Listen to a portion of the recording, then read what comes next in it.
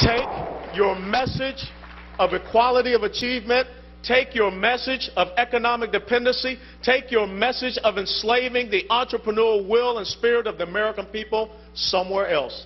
You can take it to Europe, you can take it to the bottom of the sea, you can take it to the North Pole, but get the hell out of the United States of America. I told you Congressman Allen West had offered some options to liberals. Joining me now, the Lou Dobbs Tonight A-Team, Wall Street Journal Assistant Editorial Page Editor James Freeman, Democratic strategist, former New Jersey gubernatorial candidate Michael Murphy, and the Executive Director of the Independent Women's Forum, Sabrina Schaeffer.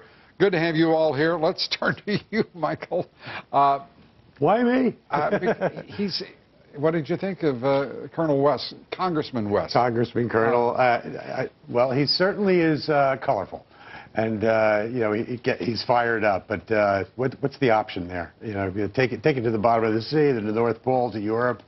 You know, the point being that he, like so many Republicans, so many conservatives, have had it with this issue of dependency and the fact that there has to be an equal result to every endeavor by every individual, rather than an equal opportunity for that result.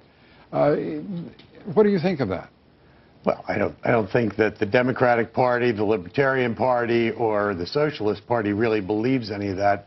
All people are looking for is a level playing field, same set of rules, give people an opportunity. And right now, with the job situation improving, but not as good as it should be, is it's going to give people opportunities. But I think you need a zealot out there to raise consciousness and to shake up the system a little bit. I think that's what the Congressman seems to be trying to do. Sabrina?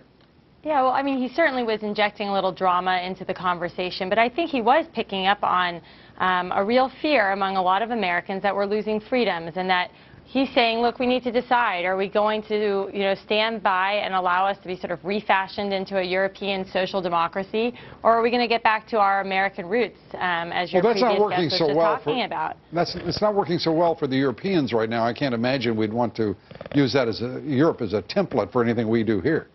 That's right. No, and I think that's what he's saying. He's saying, are we going to get back to limited government and individual responsibility and liberty, or are we going to just turn into an extension of Europe? And I think that's what he's responding to. People are afraid of losing their freedoms. I think it's also a terrible mistake to make for Republicans, conservatives to ignore the income disparity, inequality.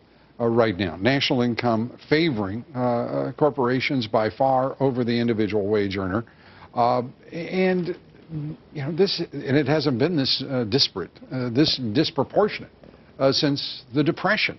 And how do conservatives, how do Republicans respond to that reality? Well, I think first is I disagree completely that is a problem. I think the question is, do you have a job or not? Are you in a growing economy or not? It doesn't bother me how many times my net worth or my income, George Soros or Warren Buffett, is where they're operating. I think the question is, do I feel like I'm thriving, and do I have opportunities? And so I think you got to remember that inequality goes up lately as the economy goes up. We've had less inequality since we've had this downturn. Who wants this? No one. What we want is growth, and I don't think Americans at the end of the day really care if other people get rich. Yeah, Lou, we're going to be back with the A-Team, and then I'm going to ask James and the rest of the folks, well, if that's the case, why is this disparity in income only now an issue, and why hasn't it been for the previous 50 years?